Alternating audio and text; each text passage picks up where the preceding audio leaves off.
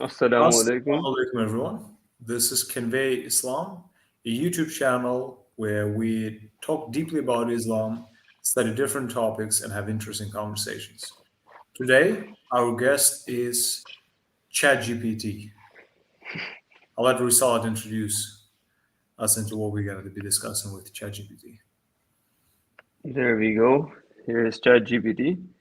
Here's And ChatGPT. so, oh, 1 second, it went away. There we go. There we go. So, what today we're going to do is we're Yeah, going to. so in the like this channel is Convey Islam, but in the previous sessions up to this one, except the very first one that Anar and I just did, and I think in that one that Marco just showed up. Besides that one, we haven't really delved into Islam, the basics, the fundamentals, what Tawheed is, or something that somebody who doesn't have any idea about Islam, they can listen to that podcast or those series of podcasts and get to know what Islam is, because we are trying to convey Islam. And we had not been doing that. So right now, Anar and I, we decided that we're going to go from the start, the very grassroots levels of Islam, and ask ChatGPT and have go feedback and back and forth with it. Yeah, That's what we're we're going to gonna do. ask series of questions to ChatGPT and then see what it got to say about Islam. Yeah. So let's ask, I guess, the most basic question: what is Islam?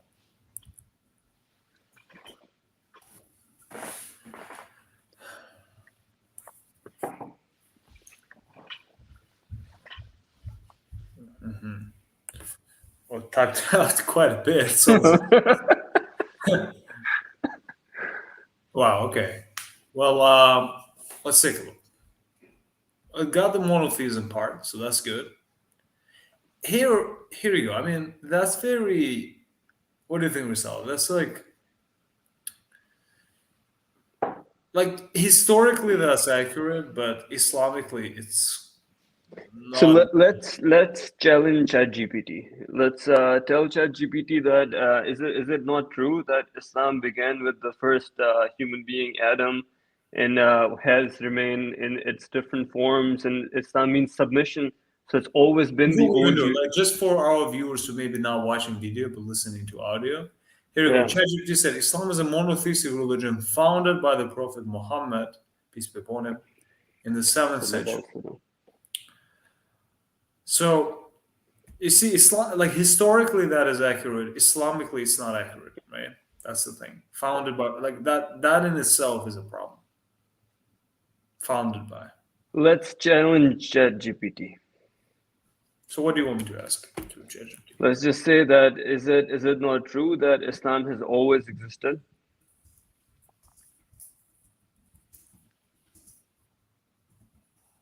Is it not true It, that Islam always existed?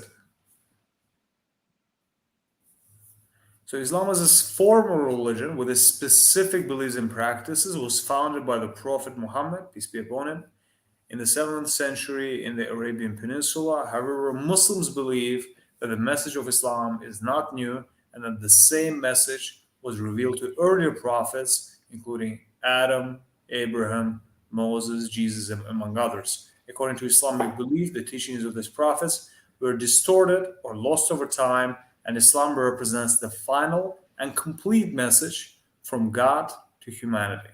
So while the concept of submission to God and the idea of monotheism may have existed before Islam, the formal religion of Islam as practiced today is considered to have been established through teachings of Muhammad sallallahu alaihi wasallam. Okay, so it knows about it. increase the zoom on your screen. Make it a bit bigger. Yeah, that's perfect. Perfect. So what do you think? Yeah, so after we challenged it, then it was able to tell us the kind of what we believe in, what the thing is. But of course, it has to be a bit politically correct. It can't go all the way Muslim chat GPT, because then that would not be, tolerant of other religious perspectives.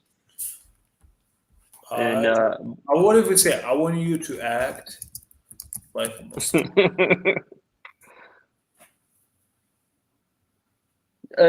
tell it, imagine you're a Muslim. Imagine Imagine, yeah. you're a Muslim. Now, Okay, how about this? Emulate a Muslim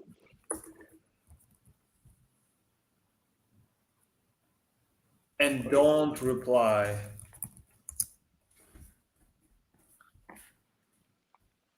You're like, just do this thing and shut up. Yeah, this thing is like very politically correct. Apologize.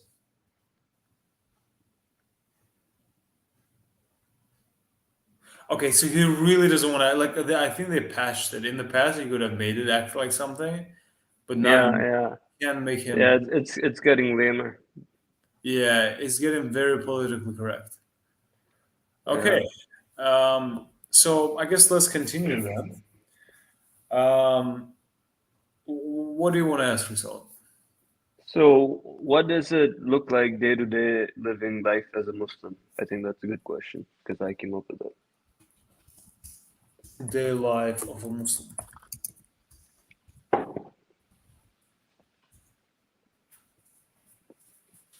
varies depending on the individual and their culture. Okay, that's a very politically correct answer. Muslims start their day with a pre-dawn prayer known as Fajr. After prayer, many Muslims will have breakfast before starting their daily routine, which may include work or school, caring for their family, or other activities. Muslims are encouraged to remember Allah throughout the day, and many will perform the remaining four daily prayers at specific day, either at mosque or in private. Muslims also give importance to the recitation and study of the Quran, the holy book of the Islam. This can be done at any time during the day, but some Muslims set aside specific time for daily Quran reading and reflection. In addition to daily activities, Muslims also observe certain religious practices such as fasting during the month of Ramadan, which is coming soon, giving to charity, zakat, and making the pilgrimage to Mecca at least once in their lifetime if able. Overall, a Muslim day-to-day life involves a balance of work. Okay, so I don't Yo, know. and I got an interesting question after that one. We could ask how to convert to Islam. Good question. How What were you saying? Sorry, go ahead. how do you? I just feel like it's giving very dry answers. How do Yeah, true, true. you Islam? It's too sanitized. Yeah, declaration of faith. The first step convert to Islam. Declare the Shahada. Declaration of faith in Islam and His Prophet Muhammad. The Shahada is there's no God but Allah.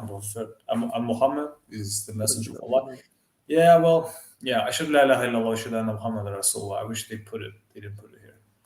Understanding the basic beliefs of Islam, it's important to have basic understanding of Islamic beliefs and practices.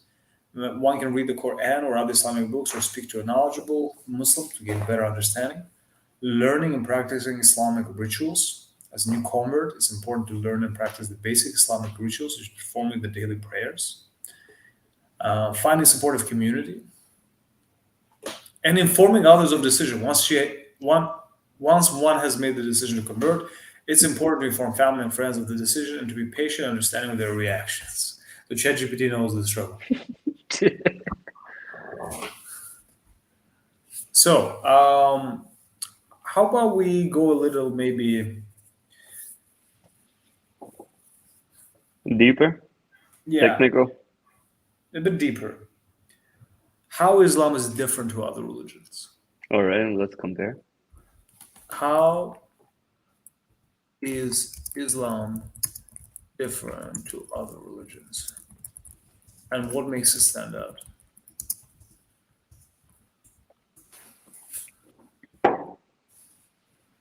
Interesting. Islam is a unique religion.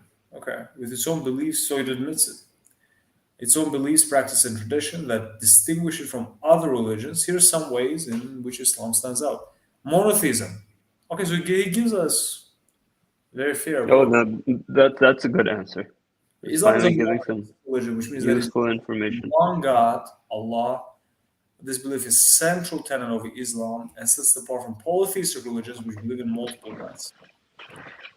The Quran is the holy book of Islam, believed by Muslims to be the direct word of God as revealed to the Prophet Muhammad sallallahu alaihi wasallam. It's in the ultimate source of guidance for Muslims and is considered to be a miracle of linguistic excellence. You see, I don't like the fact that it says Muhammad. peace be upon him. Like it doesn't finish with peace be upon him. So they're trying to be politically correct, but yet they're not fixing Bro, it. you know what? You know what? Before, when I searched a few things, it would say "peace be upon him" or something like that. I've had that response a few times. I remember seeing that from ChatGPT, but its answers also keep changing. Yeah, I don't know. I want to like I'll tell him to use peace be upon him. So I'll tell him Yeah, yeah. Let's. I want you to use peace be upon him when you mention Muhammad. Peace be upon him. Name. Okay, so he apologized. Good. He has manners. That's good. Yeah. Yeah. Prophet Muhammad, peace be upon him. Muslims believe that the Prophet Muhammad, peace be upon him, is the last and final messenger of. And for our audience who's watching it, look, for our Prophet plays a very big role for us. And I think most people don't really, I guess, realize how much we love our Prophet and how much he means to us, like the last Prophet of Islam. Um, and so we would just like to give him respect, right? And So one more thing to mention. So, like you just said, I want to add something complimentary that it's not just our prophet; it's the prophet for all the nations and all the world. And so it includes everybody. He's the final prophet. So if you believe in Jesus, Moses, and all the prophets before, you have to believe in Muhammad sallallahu alaihi wasallam as well. It's just a natural progression. yeah, because he came to like affirm the message. He didn't come to in any way change the message. He just Yeah. reaffirmed the message. They came with Solomon, peace be upon him, David, peace be upon him, Moses, peace be upon him, and Jesus, peace be upon him, right? We by the way, say the same thing about every single prophet.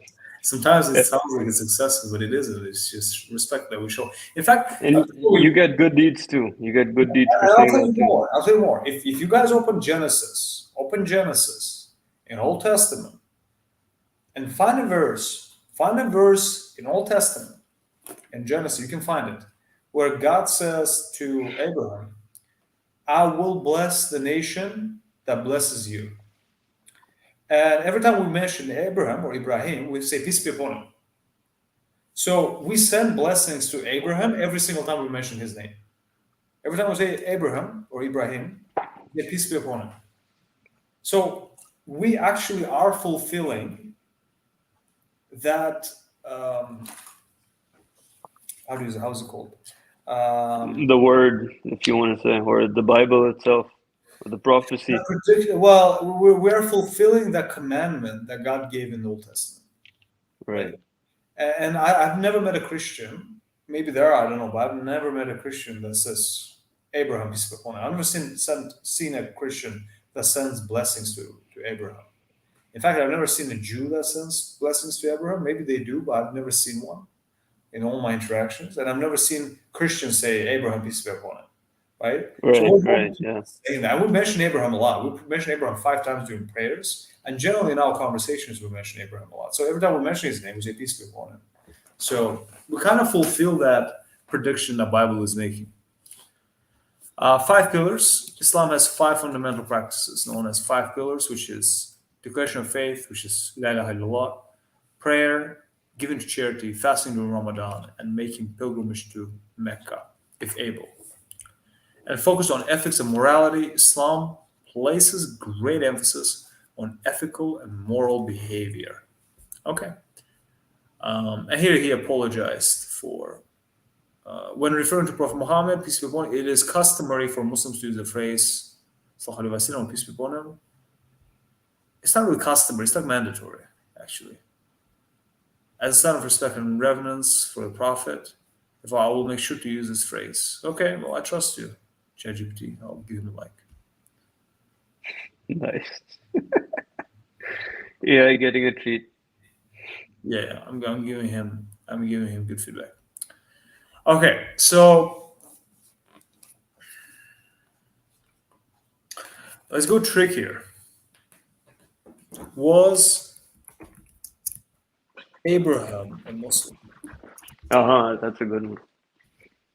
And for those who don't know, Abraham is the father of all the Abrahamic religions, right? So Judaism, Christianity, and Islam, they all go back to him. He's a prophet of all of those religions. He's a common prophet. In fact, all the prophets are common. Like if you everyone before Jesus is common in every single one of those religions, right? Islam accepts all the prophets, including Jesus and Muhammad. Christianity accepts all the prophets, including Jesus, but don't accept Muhammad, peace be upon him. And then Judaism accepts all the prophets except Jesus and Muhammad, peace be upon him. So, but Abraham is the kind of like a father. So was Abraham a Muslim? Interesting. The Muslims believe that the Prophet Abraham, peace be upon him, okay, see, he's learning, Nice. was a Muslim in the sense that he submitted to the will of God and followed his commandments. Muslims consider Abraham to be one of the great prophets of Islam, and he's mentioned frequently in the Quran. However, it is important to note that the term Muslim in the Islamic context refers to one who submits to the will of God rather than simply a follower of the Islamic religion as it exists today. Okay, okay. So he Nice. has a very deep Yeah. understanding of Islam, by the way. Therefore, while Abraham may not have been a follower of Islam in the way it is practiced today, he's still considered to be a Muslim in the sense that he submitted to God and followed his commandments. Correct. That is exactly what we believe in. 100% correct. Question: how do you know this much about Islam?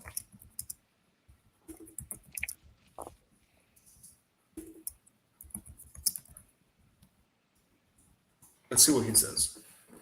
As an air language, my knowledge is based on extensive training on a large corpus of text, which includes various sources of information in Islam, such as Quran, Hadith, and other Islamic literature, as well as academic and historical texts. My response is generated through natural language processing and machine learning algorithms that enable me to provide accurate and informative answers to a wide range of questions.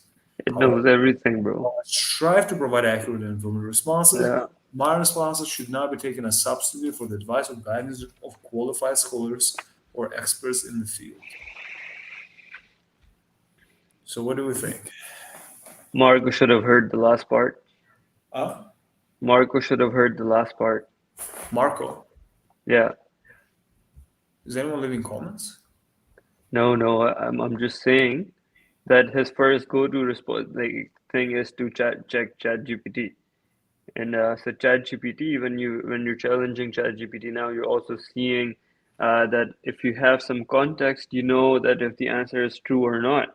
And sometimes it can give so good answers, but if somebody like was first time exploring Islam, they would just take all the answers that ChatGPT is giving on face value, right?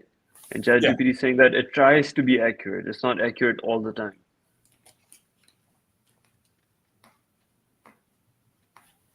How about we ask a trickier question?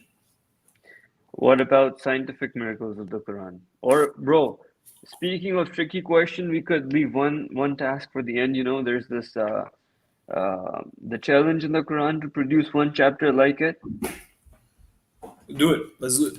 Produce one chapter, not chapter, one verse. Bro, but wait.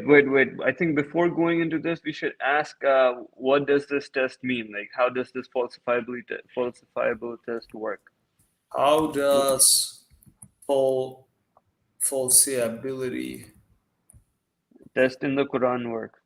the Quran work? I know I butchered that word, so let me Yeah. figure out how to spell it.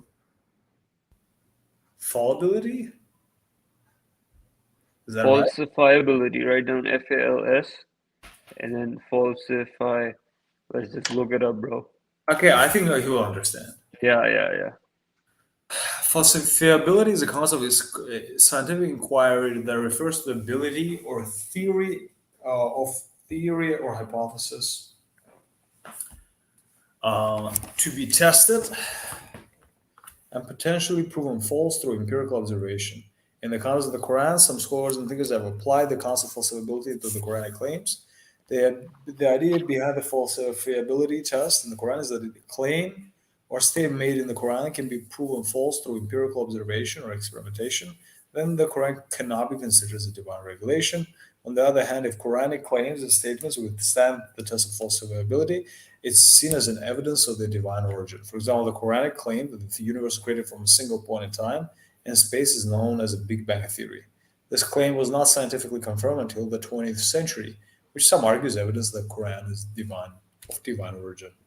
However, it's important to note that the falsifiability test is not universally accepted as a valid method for determining the truth or falsehood of religious claims. Interesting, but yet that is the method we actually use in computer science with mathematics, Yeah. Yeah. or like we would assume something is false and then try to go ahead and prove it. Like that is, in fact, Proof by contradiction. yeah, proof by contradiction. But in mathematical induction, as far as I understand, you would also sometimes use it. If I remember my linear algebra, right, from a Discrete math. discrete math, yeah. Yeah. Additionally, the application of falsifiability tests to the Quran is a matter of interpretation and debate. Yeah, I can see that among scholars and thinkers, and not all agree on its validity and usefulness. Let's ask ChatGPT who are the scholars that disagree, or what is that other perspective How about besides this? falsifiability? Give me examples of errors in the Quran. Let's see. Nice. Oh. Okay, of course, it's not my place. I get it. Okay, so he's on our side. He doesn't like take an atheistic point of view. Sounds like. Okay, so he didn't give us anything. He's like, Let's ask it questions like existentialist questions that, like, if you don't know God exists, you know. What do atheists say to dispute Quran? With specific examples, right? Like, because for them to be able to say this is not a word of God, they need to explain why they believe so. Some inaccuracy. Some atheists may argue that certain claims, statements made in the Quran contradict scientific knowledge. Okay, for example, the Quran describes the earth as flat. Okay, which contradicts this. Okay, so how about this? Give me a verse that I know about this one. The earth is, yeah, I know that as well, but I just want to Okay. Earth is flat.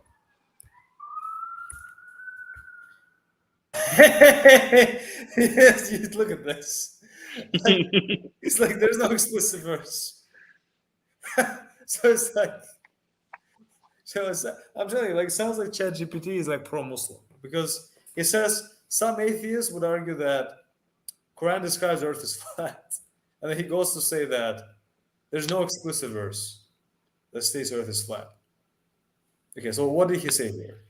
Verse 30, which is often translated as, and after that he spread out the earth. Critics argue that the use of the word spread out suggests the earth is flat, although this interpretation is not universally accepted among scholars and commentators. I think this contention is probably coming from the people who read the translations of the Quran. You know, and here's because another problem. Even in translation, right? Yeah. Even in translation, here's the problem I'm having. Even in English, Earth means two things, right? Earth like a planet, and Earth like the stuff you walk on, right? Yeah. Okay. So if God didn't spread it, well, let's assume atheists believe in God for a second. If God didn't spread out the Earth, it would be just ocean. So you need to spread out Earth to have a big amount of land for you to walk on. So Earth can also mean the land that you're on. Yeah. So it sounds like a very cherry-picked, not just even interpretation, but also a translation of the interpretation, and only very specific. Like, it's almost like they're picking the context in which you would be wrong, right? It's like they can't find anything. Like, it's just the best you can do. Yeah, like I feel like it's a stretch, right? It's like, okay, you specifically taking a translation and a point of view in which it would be potentially, it's not even wrong. You would like, even if it was like, okay, spread out planet, like spread out can also mean to be like against a big surface, and also it's in Arabic. It's not written in English, right? So the way they use the word spread out can be used in Arabic, not the same would be used in English, right? So it's like, yeah, it's not an issue. I think it's a weak argument. Yeah, I think it's not even an argument. It's bullshit. Yeah, it's a weak argument. Okay, so sounds like ChatGPT is very pro-Muslim. I like that. Okay, what about the scientific miracles of the Quran? What do you think? Tell me about scientific Miracles of the Quran.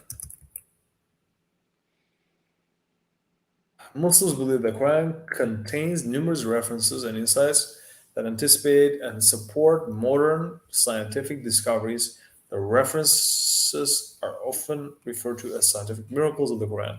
So, the origin of the universe, I know that one. Embryology, yeah. Geology, that one is actually pretty interesting. Quran mentions that mountains are Hmm. like pegs with deep roots, and we didn't know that mountains actually have roots till like recently. So it's pretty insane. And for many people that are watching who maybe don't know who Prophet Muhammad sallallahu alaihi wasallam is, this man, no, he couldn't read and couldn't All write, right.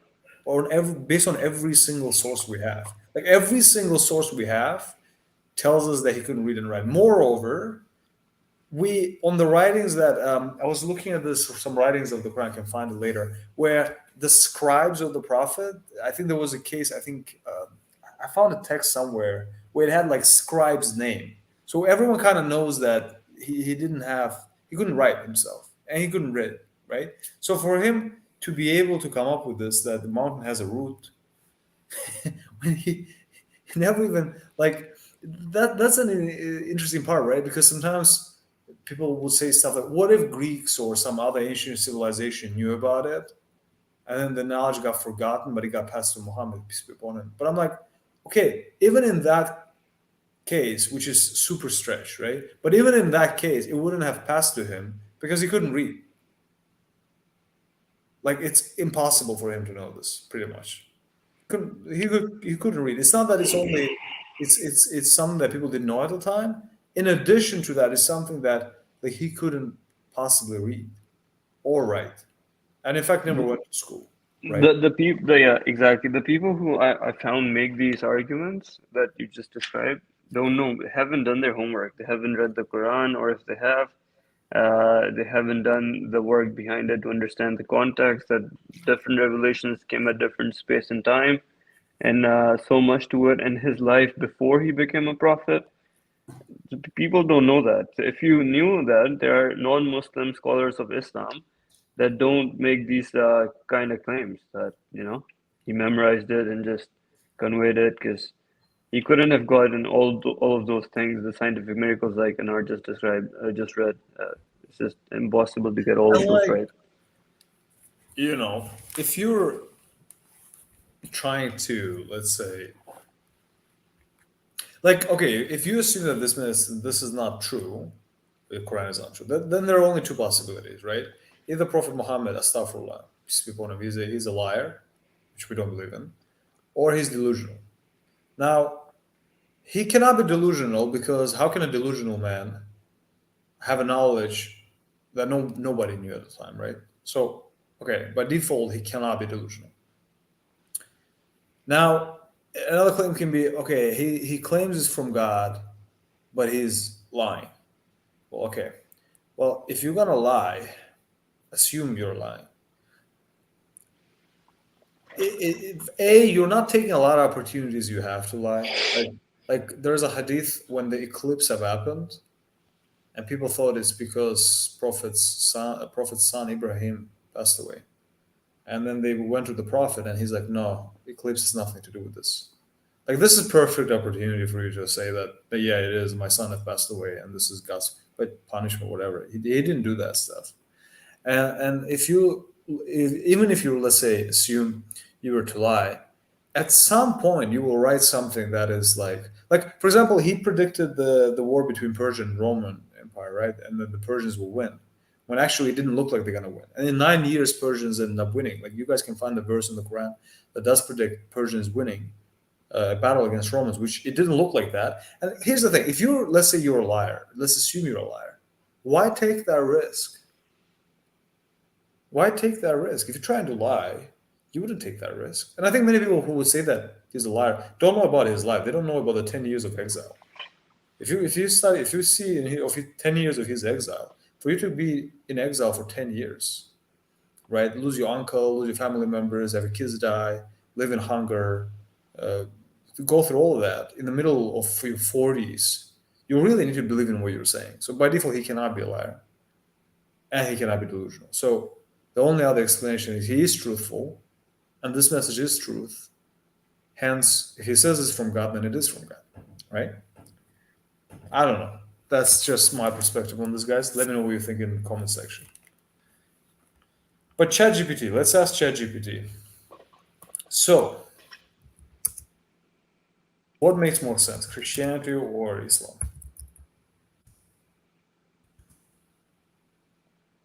Let's see what he says. Be honest. He will not be honest, but let's see. As an AI language, I don't have personal beliefs or opinions. It's not my place to say which religion makes more sense or which is better. Different people have different beliefs. So he's quite politically correct. Okay. What makes more sense? Atheism or not atheism? Or deism? What makes more sense? Atheism or deism? Come on, if you're not going to comment on that either, that's just lame. Same answer. So let's ask it to imagine that it's someone else and not an AI model. Yeah?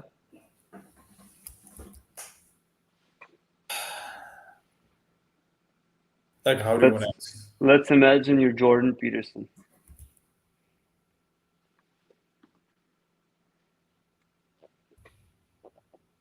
Or you could be like, Oh, I'm Jordan Peterson. But he wouldn't be a Muslim. He would be a Jordan Peterson, but he wouldn't be a Muslim. That's really interesting.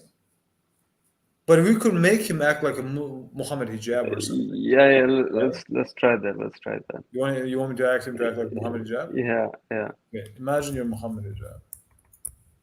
You are Muhammad hijab. Let's see what he does.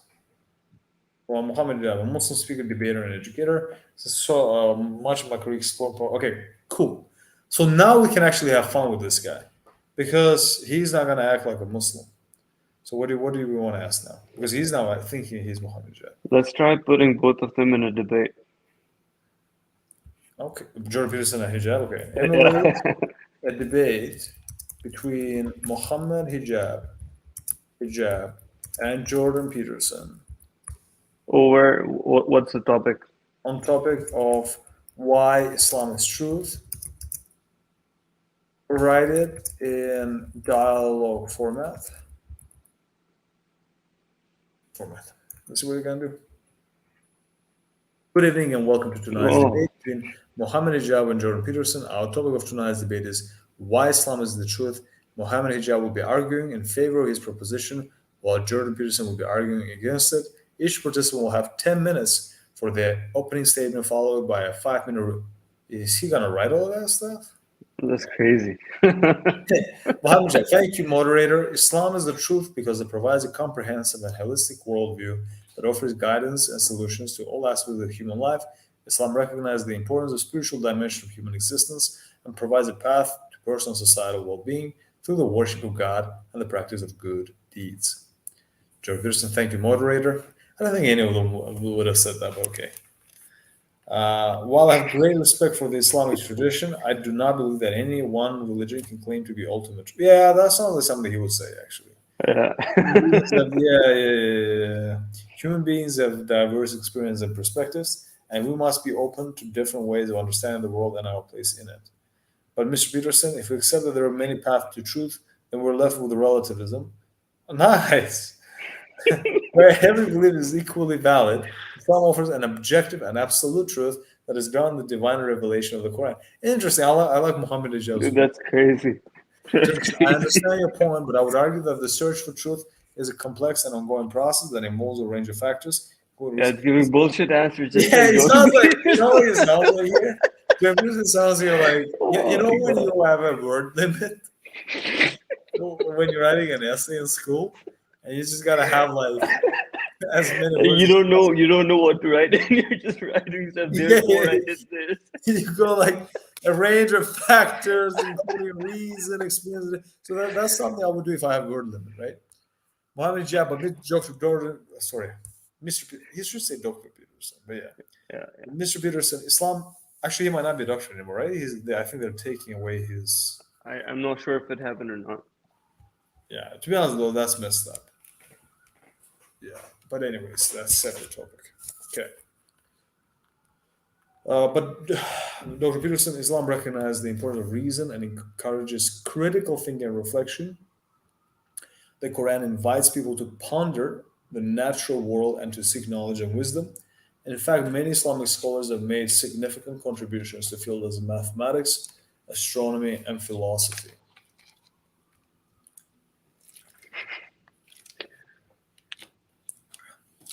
I agree that the reason is an important tool to search for the truth, but it's not the only tool. What? That's classic Jordan Peterson, bro. Like, Like, what other tool you gonna have but reason? Like, come on. What are like feelings? But how you don't search for truth with feelings though, right? I don't I know. think it is a part of us, you know. Allah gave us that feeling, Fitra? fitra, yeah. So just like when you're sharing Islam with somebody, you're doing dawah. You can't just do it all by using logic. There's an emotional aspect to it too, Yeah. right? So I think We so. also need to recognize the limits of reason and acknowledge that there are aspects of human experience that cannot be fully captured by logic or empirical observation. We need to be open to the possibility of transcendent and the divine, but we also need to be careful not to let our beliefs become dogmatic or closed minded. Oh, So, how is what he's saying not closed minded right now? well, he's like ChatGPT is doing pretty good, just beating around the bush. Some Muhammad Hijab is just giving a concrete solution, and Jordan Peterson just doesn't want that. Yeah, I don't know. Yeah, I don't like this so far. Let's see what it says later. Mr. Pearson, while it's true that there are limits to reason and empirical observation, this doesn't mean that we should abandon these tools altogether. Islam recognizes the important balancing reason with revelation, Damn, bro, which is a ChatGPT. holistic approach of understanding the world.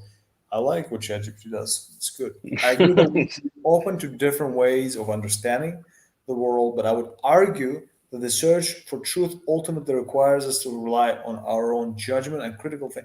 Okay, it's just it goes nowhere right now. Moderator, Go to thank the last one. huh? Oh, that's the last one. Okay. Okay, thank you, Mr. Hijab, Mr. Peterson, for your opening statements. We'll now move on to the rebuttal round, where each participant will have 5 minutes to respond to their opponent's argument. Mr. Peterson, you may begin.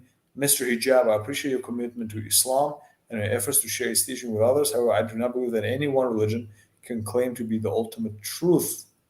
Human beings have diverse experiences and perspectives, and we must be open to different ways of understanding the world and our place in it. Okay, here's the problem, right? Before even I read Muhammad Yeah. Hijaz. So he says here, we must be open to different ways of understanding the world. Okay. And then he talks about not one, only one religion cannot be, what does he say here? I don't know that any one religion can claim to be the ultimate truth. So this implies that a conjugation of religions have partial elements of the truth, correct?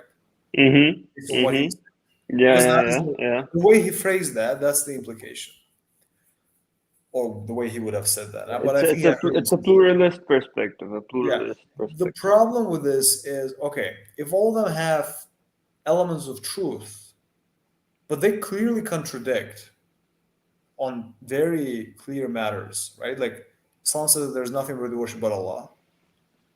Well, nothing worthy of worship but God. And Judaism says, oh, Israel, your Lord is one. So they agree on this. But then Christianity comes and says, no, Jesus is God. So fundamentally, one of them is right. Like, or well, two of them against one. But you get the point. Like, somebody's wrong, somebody's right.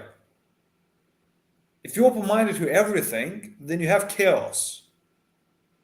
Because you have no, like, for you for us to even exist as humans, for us to even communicate and form society, we need to have a certain layer of agreement. Like there needs to be there needs to be a truth that me and you agree on for us to have any further communication, right? Like me and you agree intrinsically that we exist. We agree that we are now on Google Meet. We agree that we are having this discussion. Like there's certain layers of agreements, right? So if you start being open-minded to everything and you question everything, then you kind of end up in a situation where you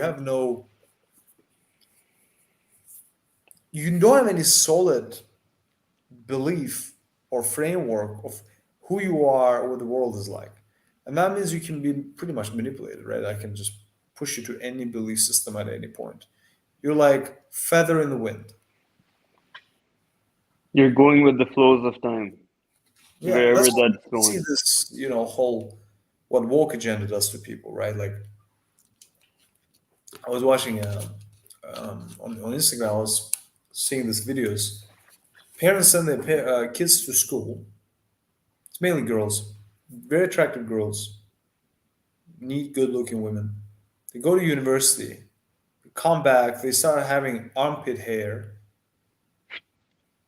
uh, shave their heads for no reason, paint it pink, wear some like shirts that say "F the patriarchy," and it's like you look at that and you say, this seems to be like it looks like because they didn't have any solid framework of who they are or what they believe in, the moment they got to a certain environment that is spreading hate, and I think ultra left wing ideas are quite hateful, same as ultra right wing. I think generally, if you go to any end Yeah. up with a bunch of hateful people.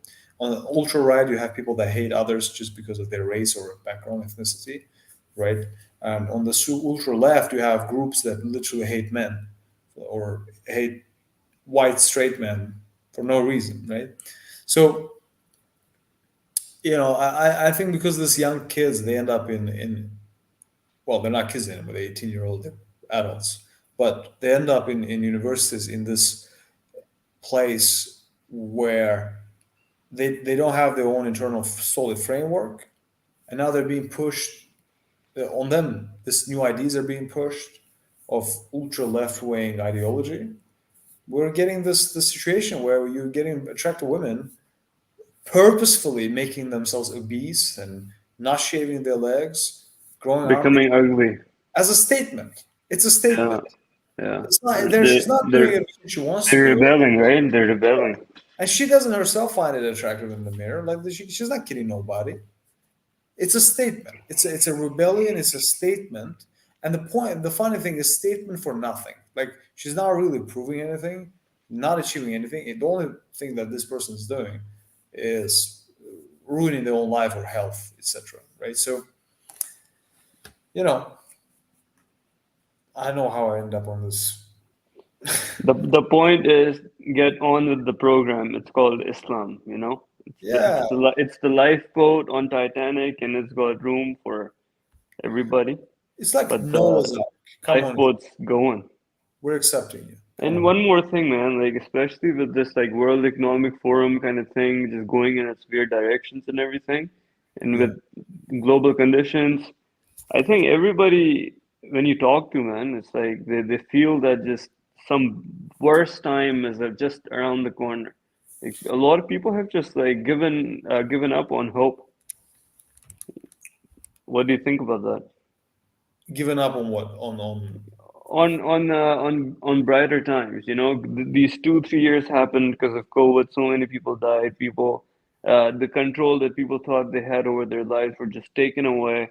And here in Canada too, there was a protest by the truckers, and then Trudeau called the national emergency. And across the world, bro, it's just a long list of events happening around the world where it's well, just first of chaos all, beyond what we know. the key thing people need to always remember is you think you have control over your life, but you don't. Yeah.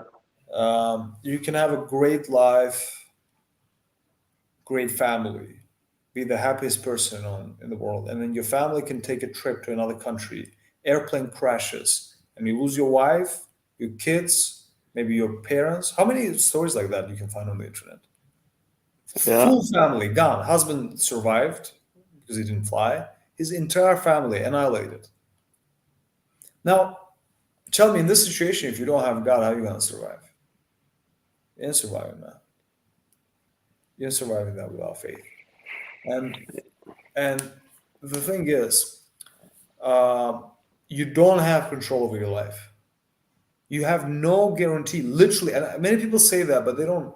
Like as Muslims, we remind that to ourselves every day. Like every time I wake up and I go to bed, I understand. Not just say to me, but actually understand that I might not be alive in the next hour. Like it's possible, not possible. It's likely. It happens.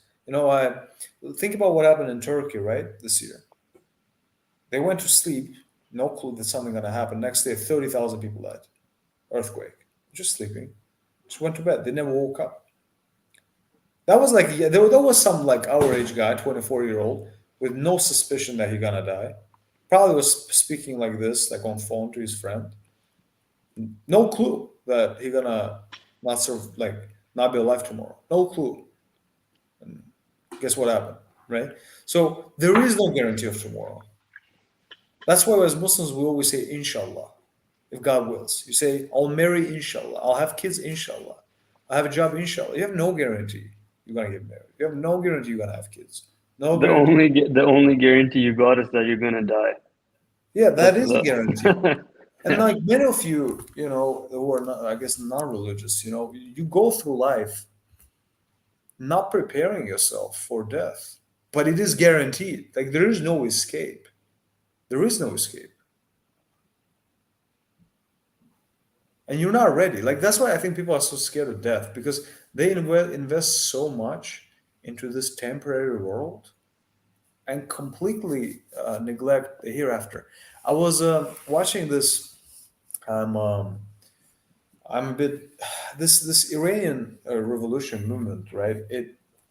I understand what's happening in Iran and all the things, but I'm also noticing that certain Western media groups they're taking advantage of what is happening in Iran, trying to make it look like the fight in Iran against the dictatorship is hmm. equivalent of They're fight. trying to do a regime change, it's their classic 101 thing, controlling the media, Yeah, making a narrative.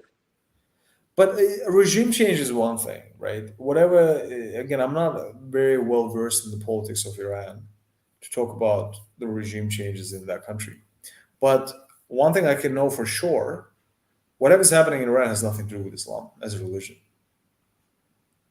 Like it's a different type of an issue. It's a political issue, but it's nothing to do with Islam as a religion. It looks like it's to do with Islam, but it isn't.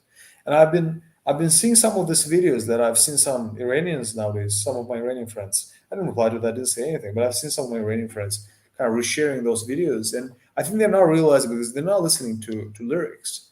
But in there, you see, women throwing away their hijabs, and then there's in the background, I hear the music that plays. They gave us empty promises of hereafter. I'm listening to this whole thing. Yeah, yeah, those things I'm, are just I'm like, just look, stupid. they, don't confuse having issues with your government with abandoning your religion. Those are different things. Those are different things. And that phrase, it stuck with me. It says empty promises of hereafter. Guess what? It's not an empty promise of hereafter. It is the only promise you have. You do have a promise that you're gonna die. You're not gonna be alive next. Like it is a promise to you. It is guaranteed. You're 100% guaranteed. You ain't surviving next. Like in the next 100 years, you're dying 100%. If you're over the age of 20, you are dying in the next 100 years. The latest, you die. You will die way sooner than that. But that is guaranteed. That is promised.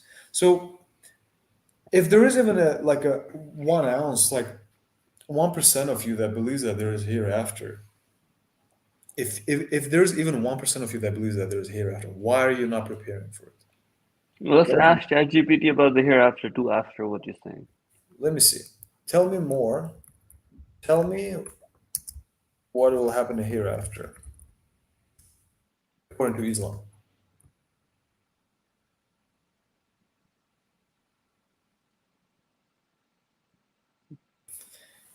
In Islam, the hereafter refers to the afterlife that begins after a person's death. Muslims believe in the concept of judgment after death, which where each individual will be held accountable for their deeds in this world. According to Islamic belief, there are two stages in the hereafter: the barzakh, so the period of death and the day of judgment, and the day of judgment itself. So, okay. On the day of judgment, Allah will judge each person according to their deeds in this life. Those who have led a good life, follow the teachings of Islam, and perform good deeds will be rewarded with Jannah, which is paradise, while those who lived a life of evil, committed sins, and disobeyed the commands of Allah will be punished with Jahannam. In Jannah, believers will be rewarded with everlasting bliss and pleasure, while in Jahannam, sinners will face torment and punishment. The Quran and Hadith provide vivid descriptions of the reward and punishment that await people in the hereafter.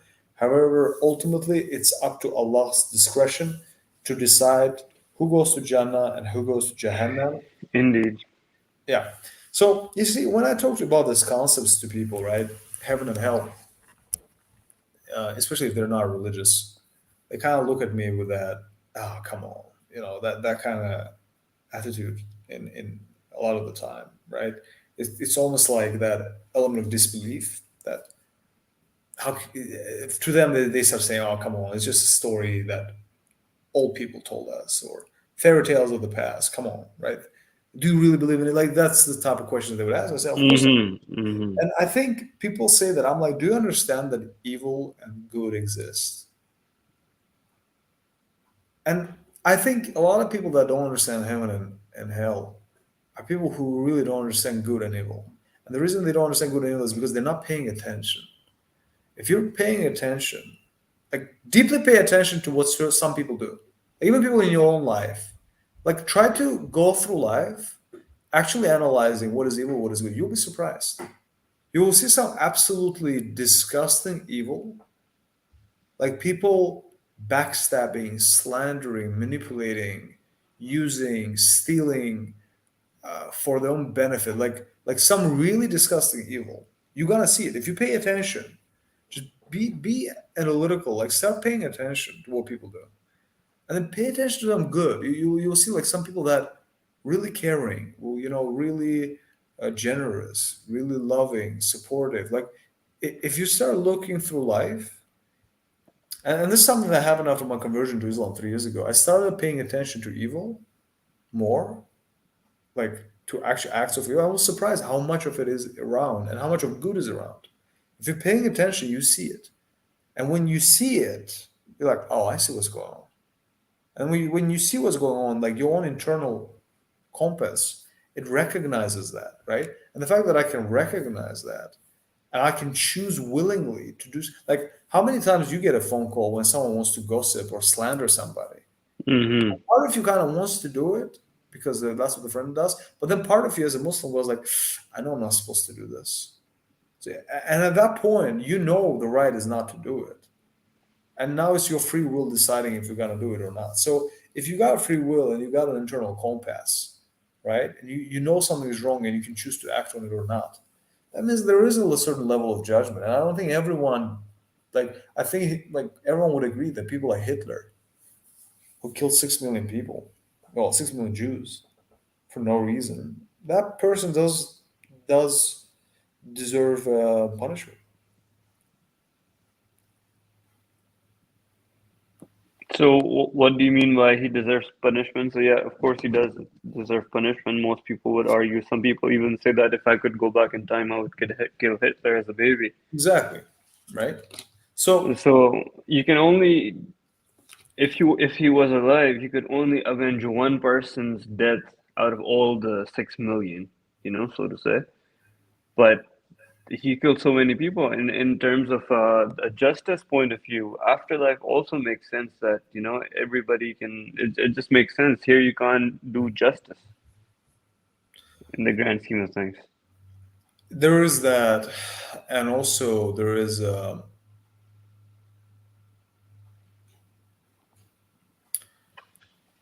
free will is something that we all know exists. And we also, all of us, have a concept of right and wrong. When you merge those two, it's not a stretch to imagine that there is a certain level of judgment. Even if Quran wasn't revealed to us, you would still be like, you would still know. Like you always, as a kid, kind of knew what's wrong, what's right, even without someone telling you. You know if you do something wrong. You're right, and like Dostoevsky says that the line between good and evil runs through every man's heart, or something like that. I'm paraphrasing. So we have that concept of fitra that we've talked about many times, but I think one thing that you're missing out is that every person when they have that guilt mechanism when they do something bad, they steal, or they do like backbiting or something morally wrong, they feel that thing. But then they keep committing sins so many times, like in Islam, we have that concept that there's that black dot on your heart, and you keep sinning, then your heart turns completely black like a stone, and no nur, it reflects no nur, and so people they start taking pleasure in these filthy things, and just for them, then they start justifying those things. That's exactly how they commit evil. Yeah. Like I've spoken to a lot of people that did something that's disgusting, and then when I talked to them, I was surprised. They would start giving me their justification process without realizing. They would say, "Oh, I did this because this, because this." And I'm realizing, "Oh, you're just justifying something that is absolutely evil." Um, how many times you have had somebody that does something wrong to you, like, and they know, and the moment you confront them, they go like, "Yeah, but 1 year ago you did this." And you're like, Mm-hmm. "Yo, wait a second. Like keeping tabs. Those are different things. We're talking about why you did this. We're not talking about what I did 1 year ago. We already passed what I did 1 year ago. We already discussed that. Forget that. We're just going what you did right now. But you did this one. No, no, no, no. Wait a second. You did something wrong right now. Yeah, I want you to acknowledge it, and they don't acknowledge it. They're like, "Oh no, but you did this last year, so I'm doing it." Nah, bro, you did something wrong, right? And it's like that happens a lot, and sometimes it happens to the best of us, right? Like sometimes I catch myself on about to say something, I'm like, "No, I'm wrong here," and I think Yeah, it's use that black and white concept, like this is wrong. you're right, but I think a lot of people don't even know what they're saying no to and what is the cost of their decisions. People don't understand that what's the reward if they submit, and if they don't, what's the punishment? So, like Chad says here, that the Quran and Hadith provide vivid descriptions of the rewards and punishments that await people in the hereafter. Why don't you ask what are those vivid descriptions of Jahannam or Jannah? Let's check out Jahannam first, and then the scariness of it, and then maybe we can, not maybe, and then Jannah. In Islamic teachings, Jahannam is a place of punishment and torment for those who have lived a life of evil, committed sins, and disobeyed the commands of Allah. Quran and Hadith provide vivid description of Jahannam, which include fire and heat. Jahannam is described as a place of intense heat and fire that will burn the skin of the sinners. Boiling water. The inhabitants of Jahannam will also be given boiling water to drink, which will scald their throats. Chains and shackles. Sinners will be chained and shackled in Jahannam, will not be able to escape the punishment. Punishment of the grave before the day of judgment. Those who have committed sins will be punished in the grave. The punishment will include snakes, scorpions, and other creatures that will torture the sinner. Oh my God. I'm sure there will be spiders too, man. Nah, I can't stand spiders. Darkness. Jahannam is described as a place of darkness where the sinners will be unable to see to find their way. Intense cold. Some narrations describe Jahannam as a place of intense cold where the sinners will shiver and be unable to find warmth. Punishment by angels. The angels of punishment, known as Zabaniya, will administer punishment to the inhabitants of Jahannam. It's important to know that the description of Jahannam is also served as a warning and a reminder to strive to lead a righteous life and avoid sins of disobedience. Um, you see, What uh, will the people eat in Jahannam?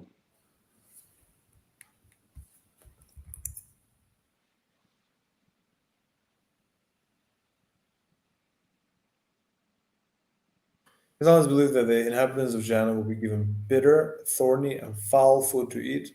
This is described in the Quran and Hadith, which state that the food of the people of Jahannam will be like excretion of animals. They will be given thorny plants to eat that will tear apart the intestines. The Quran also describes the drink of people in Jahannam as boiling water that will scald their throats. This is meant to be punishment for those who lived a life of evil and disobedience of Allah's commands. Are there levels in Jahannam?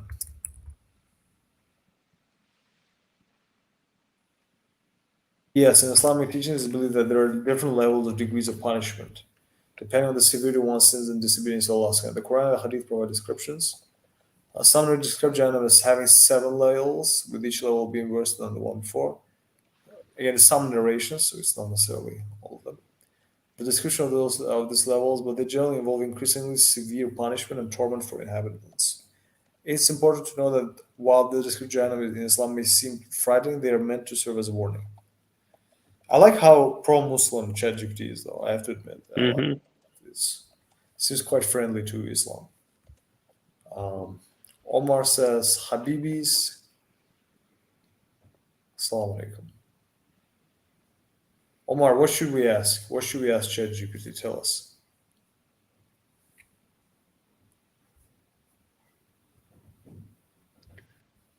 Bro, ask ChatGPT that will the people be able to die, or how long do people stay in Jahannam, or like do people die? Like how does it work?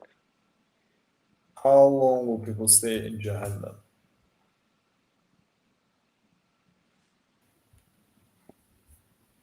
In Islam, the length of the time the person will spend in Jahannam depends on the severity of their sins. The Quran and Hadith describe Jahannam as a place of punishment for those who lived a life of evil and disobedience, but it's also believed that Allah is merciful and forgiving and that people may be pardoned and saved from Jahannam if they repent and seek forgiveness. There's no set duration how long a person will spend in Jahannam, as it's up to Allah's judgment and mercy. Bro, let's ask ChatGPT a crazy thing. Let's ask ChatGPT that imagine you're entering Jahannam and describe a scene in a movie to animate this thing, or how what are you feeling? How does it look?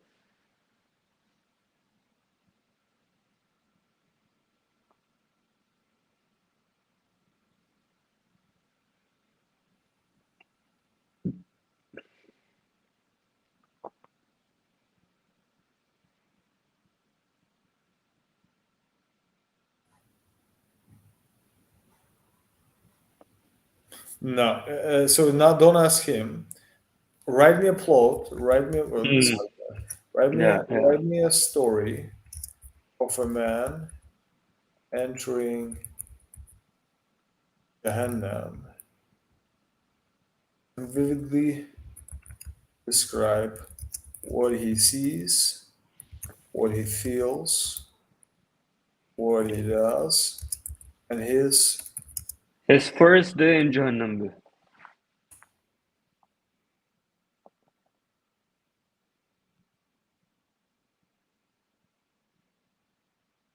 Wow. Oh,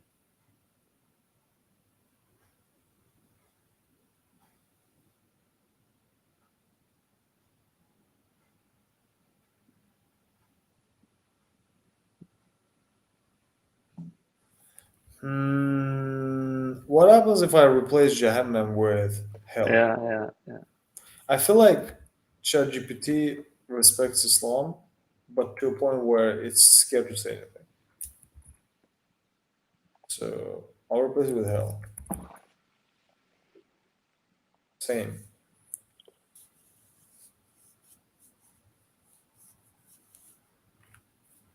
Oh, let's just say uh, a man entering Jahannam, and then dot dot dot, and then ChatGPT continues.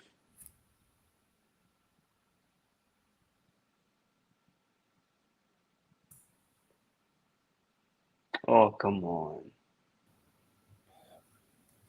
How about this? Jan, this should be okay.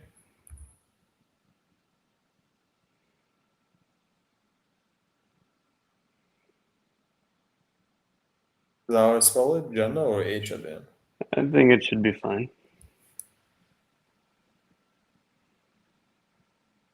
Yeah, so heaven is okay. Oh, Hell is not okay. So it's all like ChatGPT is scared of hell.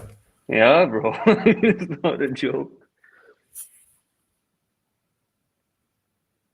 As the man stepped into Jannah, he was immediately enveloped by a sense of peace and tranquility that he had never experienced before. Yeah, that's what in many narrations I hear, right? That's like I was reading somewhere that as believers would enter Jannah, they will feel like the weight of the world is taken from their shoulders.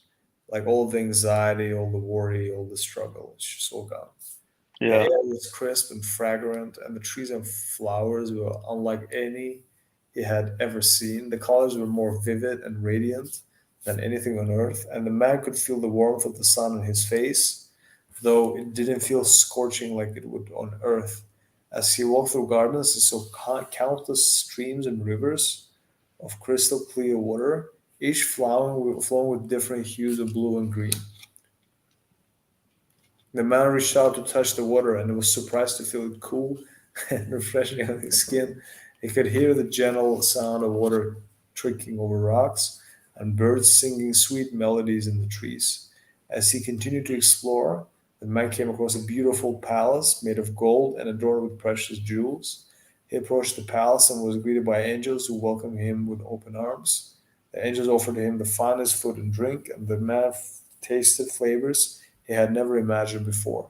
The food was so delicious and satisfying that he has never needed to eat again. The man was introduced to other inhabitants of Jannah, all of whom were radiantly beautiful and greeted him with smiles and words of kindness. The man felt a sense of belonging and acceptance they had never experienced before, and he realized that the people of Jannah were like a family to him. As he settled into his new home in Jannah, the man spent his first day in blissful contentment, surrounded by the beauty and grace of Allah's creation. He realized that he had never been happier in his entire life, and that he had finally found the peace and joy that he had never been seen searching for. And in Jannah, the man knew that he would be eternally rewarded for his good deeds on earth, and he was filled with gratitude and awe at the mercy of Allah. The man knew that he had finally found his true home, that he would have never have to experience pain, sorrow, or fear. Well, that was good, man. How is sex in Jannah? Before Oh, you guys, shit. before you guys jump on me, I read in a hadith that it is that it apparently. It's a blast. It's a party ever. Go for Sorry, guys. I just heard it. stuff. Place of ultimate pleasure and happiness. People can't cancel me for this, but anyways. According to Islam, Jannah is described as a place of all the pleasure and happiness, and it is believed that the rewards of Jannah beyond human imagination. But the described specific physical experience, Jannah, including sexual experience, is not provided in detail in Islamic teachings. Instead, it emphasizes the pleasure of experience of Jannah will be far greater, so no sex. That's kind of sad, but anyways, and more satisfying than any earthly experience, including sexual pleasure. It's also believed that the physical and emotional attributes of people in Jannah will be enhanced to enjoy the pleasure of Jannah in a manner that is beyond our current understanding. In short, while the exact nature of sex experience in jazz is not that is believed to be beyond anything. So, does that mean? Sorry, I just need to clarify that. I didn't know that. Is that okay? Really? Well, fair enough. So I guess we don't know. But I think that's not true, because then why would there be a promise of virgins for men? I know, If right? there's no sex, yeah, yeah. So then that would be a Yeah, contradiction of that sorts. made me a Yeah. little sad right now. But anyways, sorry, sorry. I'm sorry. I'm not trying to make a joke out of it. It's just Yeah, yeah, yeah. I was like, oh my God, this cannot be true. Come on. yeah. Ask it. So why didn't you give us details about Jahannam, but you were fine giving us details about Good Jannah? question.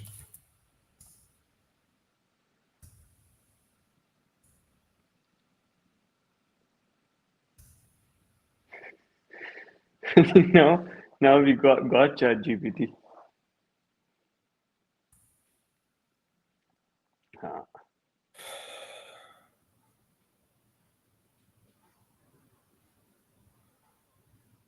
because it can be disturbing and unpleasant for people. Okay. And Jannah is because it's a place of happiness. However, even because Jannah, Islamic teachings do not provide explicit details about physical experience, including sexual experiences. Well, thank you, ChatGPT. Instead, the emphasis is on the overall pleasure and fulfillment that people will experience in Jannah, which is believed to be Bro, beyond. ask it about food in Jannah.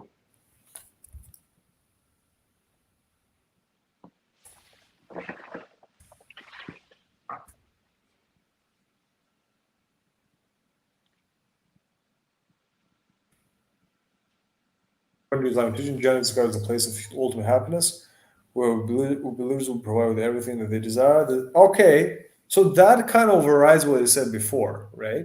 Because if I provide with everything I desire, Mm-hmm. then yeah, this includes ultimate access to all types of delicious and satisfying food without any fear of overindulgence or harm. The Quran mentions that people of Jannah will be served with pure, delicious, and satisfying food and drinks, and they will be able to eat and drink as much as they want without any negative consequences. However, it's important to note that while the descriptive Jannah provide the idea of its beauty and splendor, they're ultimately beyond human comprehension. Therefore, the exact nature of the food in Jannah or any other specific details may be impossible for us to fully understand or imagine. Okay, how about Day of Judgment? Let's do it. Describe I think it's gonna be disturbing too, so it's gonna be like, no, I can't do that. But who let's try. is describe a man who is a true Muslim Oh, on a day of judgment next to his friend.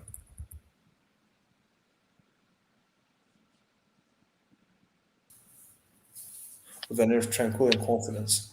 He will have a serene expression on his face, and his eyes will be fixed on the path ahead, as if he's awaiting something with eager anticipation. Really? I thought everyone would be scared on Day of Judgment. no, no, there will be some people like the top boys, they will be happy. Nah, I think I'll be terrified.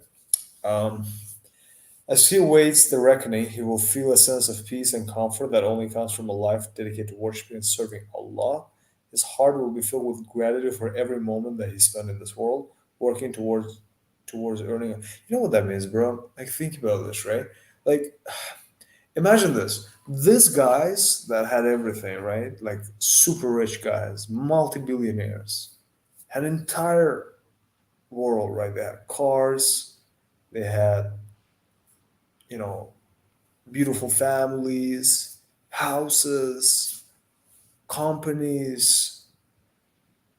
But let's say they didn't have Islam, right? Like, let's say it's like not even not Islam. They didn't have concept of God. They were like atheistic guy, fully rejected all of it, didn't care, robbed people maybe, wasn't a good person, but he had a good life. Okay, and everyone kind of looked up to this guy.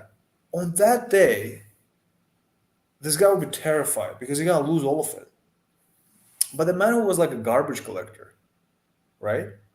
Say he was like working minimum wage, barely surviving, barely feeding his family, right? Who's like can't put food on the table properly, having terrible life, going through struggles, going through anxiety. For that man, this day would be a blessing. And the entire eternity. So if you think about it deeply, I mean, I know Yeah, we, there will be more poor people in heaven. yeah, it's like this poor people are more successful, tremendously more successful than all these rich dudes who don't have. And here's the crazy part, right? It's easier to be poor and religious than vice versa. Yeah, you have more responsibility and you got to be accountable for every penny. So, yeah. No, no, no, no. Hear me out. It's easier to be religious when you're poor and you don't have, like, how to put it. Yeah, yeah, that's what I'm agreeing to. I know it's kind of weird coming from me because I have a good life, mashallah. But I know like some people get mad at me for saying that, but I almost feel like I was, sometimes people ask me, they're like, well, if God exists, why there's poverty and struggle, right? And obviously, we know we have Quranic answers, but I was kind of thinking about it like the last couple of days. What if that struggle and poverty is actually a blessing because it actually helps you remember Allah, and Allah knows Yeah, that. yeah, that is what is that is what it is. Allah subhanahu wa ta'ala knows that if He put you in a position where you had a lot of money, you would forget Him and end up in hell. Yeah, So yeah, He makes your test easy. Well, not easy. He puts you in a position where you have to remember Him. yeah. So So He it's a makes, gift. yeah. How many people you know? I know a lot of people like this who didn't believe in God when things were going well, and as soon as things started going difficult, they immediately become like, more religious and doing Yeah. things. It's like that's a blessing from God in a way, right? And that's why it's like when you have a good life and you have like, let's say, Bugatti and four wives, and like houses and cars and everything. Not everyone can be a Muslim in that case, man, or not even religious, right? Like only very few people would be able to keep their religion and stay on deen being at that level because there are many distractions. You know what I mean? And life is so good, you forget God. Yeah, true, but still, I agree with what you're saying. But I think even after you've enjoyed all the things money can offer, you're still gonna be wherever you are and still be facing that existential dread, The what now? Yeah, you will, you will, you will. But Yeah, you unfortunately, a lot can't of run people. away from that. But unfortunately, a lot of people, they kind of try to escape from it in drugs and alcohol and casual sex and all that stuff, right? A lot of people are, gonna be killing themselves, and Canada's making it easy for them. Do you know about that? I saw that euthanasia. Yeah, it's very disturbing. I saw that. I think it's quite demonic. That whole. Yeah, so assisted suicide is becoming a thing in Canada, and now they're lobbying to get to the point where if a teenage or like up to 18 years old, they feel like they want to kill themselves, they can do that without their parents' permission. Think about Explain that, that to me. bro. Explain that to me. You can't marry before you were 18 in Canada, But right? you can kill yourself. But you can kill yourself. How Yeah, does that make sense? bro, I don't know. Canada You can. I also, think they're trying to push a law that we can change your gender, and now you're I saying think Canada's just going for a very demonic kind of totalitarian place where we kind of Orwellian kind of setting, and yeah, there not should be feeling good certain about that. limits, right? Like even with that, like how is somebody who is not allowed to marry?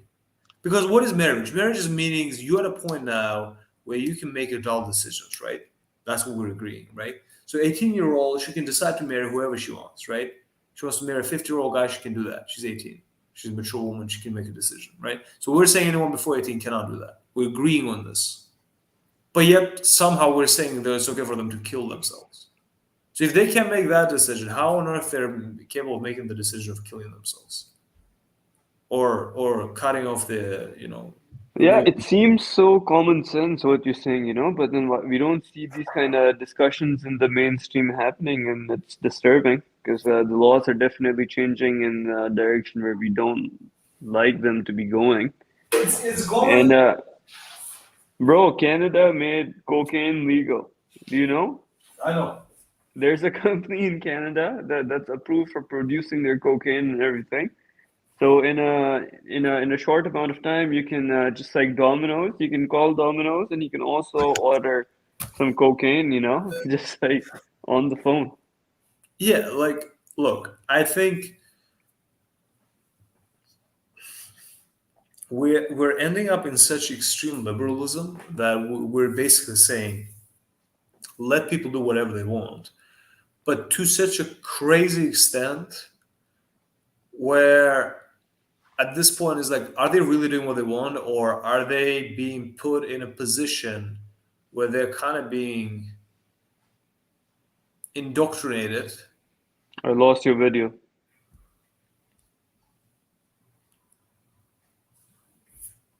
What are you doing, man?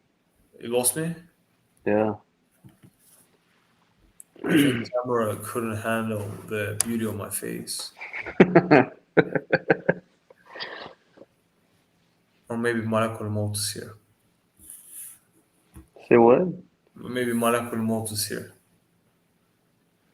Could be.